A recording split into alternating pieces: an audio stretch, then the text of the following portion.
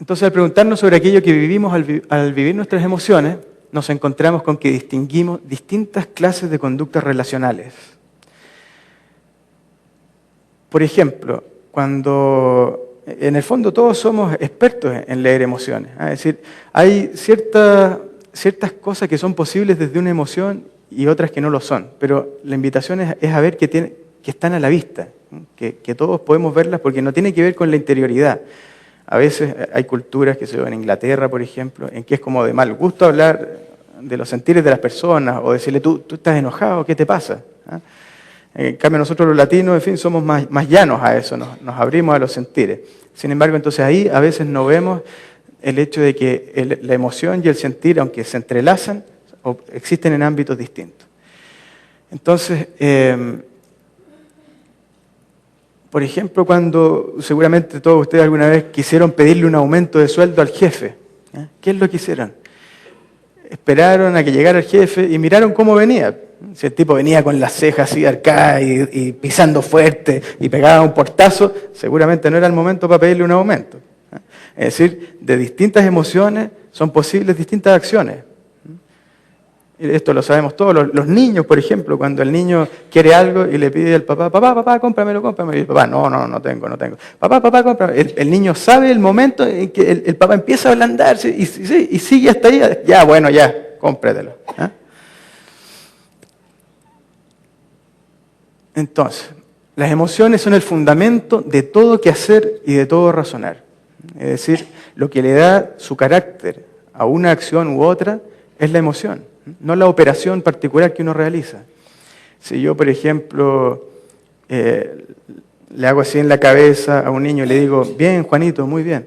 Es diferente si yo le digo, ay, este Juanito. En la misma palmoteada de cabeza, él lo va a vivir en su sensorialidad distinto. Como una cosa de que lo están humillando y otra que lo están felicitando. Y la emoción, entonces, es la que hace la diferencia. Ahora, lo mismo pasa con los razonamientos. El fundamento de todo constructo racional, de toda teoría, de toda explicación que nos damos, tiene que ver con premisas que aceptamos desde la emoción. Esto me gusta porque es bonito, esto me gusta porque es ético, esto me gusta por tal o cual cosa, porque sirve, porque es operativo, pero en el trasfondo está el que me gusta. En Chile había un comercial que mostraba a una persona que estaba viendo un partido de fútbol y el hijo quería, que tenía como 17 años, era menor de edad, quería que el papá le prestara el auto. Entonces él se sienta a ver el partido con el papá y está mirando el partido de fútbol y de pronto el equipo del papá mete un gol y ¡bien! Y entonces el hijo abraza al papá, ganado, no sé qué, viejo, préstame el auto. Y entonces el papá así toma las llaves y después aparece el papá así con cara de pensativo, ¿por qué le pasé las llaves? Es decir, a todos nos pasa que a veces tomamos ciertas decisiones en cierto emocionar desde nuestro sentir y resulta que después pensamos otra cosa. Bueno, veamos algunas emociones poniendo la mirada en lo que vemos como observadores, no como definiciones arbitrarias, sino de lo que todos nosotros vemos en la convivencia. Un observador distingue envidia cuando ve que una persona se conduce de modo que desdeña lo propio con resentimiento por no poseer lo que tiene otro. ¿Han visto esto? ¿Lo han vivido? Es de la cultura que todos realizamos. Vanidad. Un observador distingue vanidad cuando ve que una persona se comporta de modo que exhibe lo propio con desdeño de lo del otro. Es decir, no es simplemente que yo diga, mire qué linda mi chaqueta y voy feliz por ella, sino de que, ay, qué fea tu chaqueta, esta sí que es bonita. La vanidad surge ahí, en esa operación, en esa acción.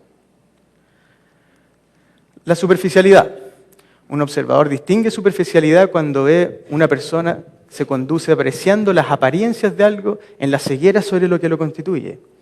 En Chile hay unos programas que llaman de opinólogos, no sé si aquí también tendrán, yo creo que sí, que es personas que se juntan a conversar y opinan sobre distintos temas, pero como simplemente diciendo lo que les parece o no, pero no entran a mirar los fundamentos. En ningún momento te están diciendo yo pienso esto y esto y por esto otro, sino que simplemente dan las opiniones. Y usualmente en esta cultura se nos invita desde pequeños a estar en la superficie de las cosas. No se nos invita a reflexionar, sino más bien en vez de preguntas reflexivas, preguntas objetivas. ¿Cómo son las cosas? No desde dónde es que yo puedo decir que esto es así como es. La certidumbre. Usualmente se entiende la certidumbre como un proceso intelectual, racional. Nosotros estamos invitando a ver que tiene que ver con una emoción, no con lo que uno sabe, sino con cómo se mueve respecto a eso que uno sabe o dice saber. Un observador distingue certidumbre cuando ve que una persona se comporta sin estar dispuesto a reflexionar sobre los fundamentos de lo que él o ella hace. Es decir, por ejemplo, en los colegios, todavía en Chile por lo menos, y yo creo que en el mundo en general, a veces los profesores se molestan cuando un alumno le pregunta al profesor, ¿y cómo sabe usted esto que acaba de decir? Esa es una pregunta que muchas veces está objetada. Es decir, el profesor le dice, no, yo soy el profesor, claro que sé, no me esté preguntando lesera, y sigo pasando la materia. Pero resulta que es súper potente la pregunta, ¿cómo lo sabe? Porque te está preguntando por el criterio que tú tienes para decir eso. Y en ese puro acto, si el profesor le responde desde dónde dice lo que dice, el niño no aprende solo la materia, sino que aprende una manera de relacionarse reflexiva, desde donde puede preguntar, conversar. La colaboración. Un observador distingue colaboración cuando ve que una persona se conduce en el ámbito relacional en que los participantes surgen en el placer de hacer cosas juntos en el mutuo respeto. Es decir, cuando uno está en la obediencia, está en otra emoción. No implica el placer de hacer cosas juntos. En esta imagen, por ejemplo, ¿qué ven ahí? ¿Estarán obedeciendo o estarán colaborando? Uno no sabe qué es lo que están haciendo, pero la imagen te muestra una cierta disposición corporal que tiene que ver con lo que sienten y con el ámbito de conducta en el que se están moviendo. Están sonriendo, el señor mayor le está mostrando algo respecto al maíz. Están en la colaboración. El amar, y aquí empezamos a meternos en este asunto. Un observador distingue amar cuando ve que una persona se conduce en el ámbito relacional de las conductas a través de las cuales uno mismo, el otro, la otra o lo otro, surge como legítimo otro en convivencia con uno. Es decir, por un lado tenemos el sentir del amar, o el amor, pero hay un ámbito de conductas que es el que lo realiza y lo conserva en el vivir cotidiano, y que tiene que ver no con el dar en las relaciones, sino con el ver, con el dejar aparecer al otro. Por ejemplo, si un niño llega a la casa y le dice, oye mamá, el profesor no me quiere. ¿Pero cómo es eso, Pedrito, si los profesores quieren a sus alumnos? Porque no ve cuando levanto la mano. Y uno esto lo escucha cotidianamente. La queja por no ser visto es vivida como no ser querido, como no ser amado. El amar no tiene que ver con legitimar al otro, sino simplemente con moverse en el respeto que permite que el otro aparezca en su multidimensionalidad como un otro legítimo. Lo que pasa es que vivimos muchas veces dejando aparecer a las personas por pedacitos. Si esta persona es mi trabajador, claro, yo lo dejo aparecer y lo veo en el espacio del trabajador, de que tiene que cumplir con una hora y hacer un trabajo, y si lo hace bien, lo reconozco. Pero no lo veo necesariamente como persona en toda su totalidad. De hecho, vivimos una cultura que tiende cada vez más en el ámbito empresarial, pero en general, a robotizar a las personas. Es como si las personas fuéramos una impertinencia. Es decir, porque las personas nos enfermamos, las personas tenemos parientes que tienen problemas. Entonces, el amar tiene que ver con eso.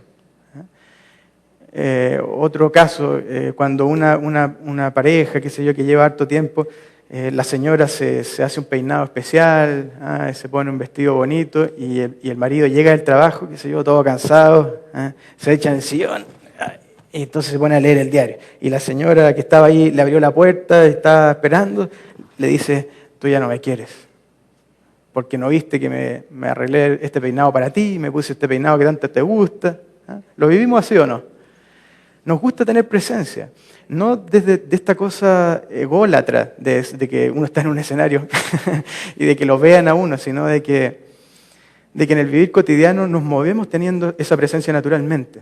Hoy día me pasó algo bien interesante. César, que es el chofer que me trajo por aquí, veníamos en el auto y él venía manejando y además venía hablando por teléfono, bien sistémico, él hacía hartas cosas al mismo tiempo. Y venía manejando y de pronto pasa un auto al lado y él le grita, le dice, ¿cómo le dice?